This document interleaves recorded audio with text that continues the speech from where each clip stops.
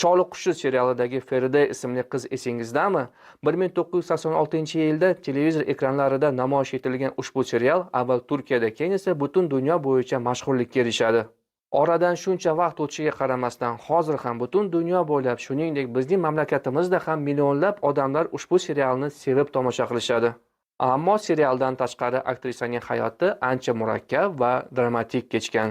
Feride rolini aktrisa Aydan Shener o'ynagan. U 1963-yil 1-mart kuni Turkiyaning Kilis shahrida tug'ilgan. Hozir u 62 yoshda, ammo aktrisa hayotda anchagina yosh ko'rinadi. Aydan Shener 1981-yilda Miss Turkiya tanlovi g'olib bo'ladi va mamlakat sharafini Miss World sahnasida himoya qiladi. Bu voqea unga shon-shuhrat eshiklarini ochadi va unga go'zallik timsoli sifatida qarashni boshlashadi. Choliq qushi serialidagi Feride roli aktrisani milliy afsonaga aylantirdi. 1983-yil atigi 20 yoshda Aydan Shener futbolchi Ayxan Akbinga turmushga chiqadi. Aydan Shenerning turmush o'rtog'i undan 8 yosh katta edi va ularning dunyoqarashi har xil edi.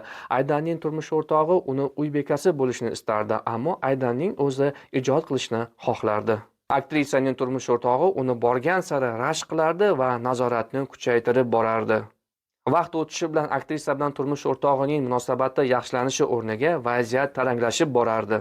1988-yilda suratga olish jarayonida Aydan Shener yiqilib tushadi va hushdan ketadi. U 3 oylik homilador edi. Ko'pchilik uni o'z bolasini yo'qotdi deb o'ylaydi, ammo taqdirning rejalari boshqacha edi.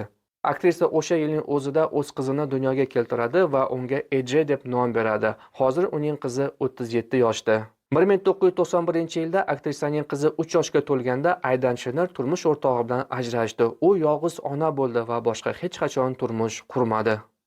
Aydan Shener tashqi ko'rinishiga alohida e'tibor beradi. U kosmetologik muolajalardan tashqari sog'lom turmush hayotini olib boradi.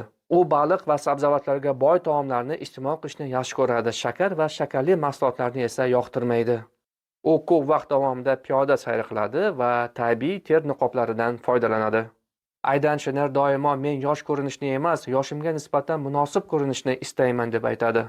Choliq qushi serialida Ferideni yoqtirib qolgan yigit Kamron rolini Kenan Kalaf o'ynagan. U 1961-yilda tug'ilgan. Hozir u 65 yoshda.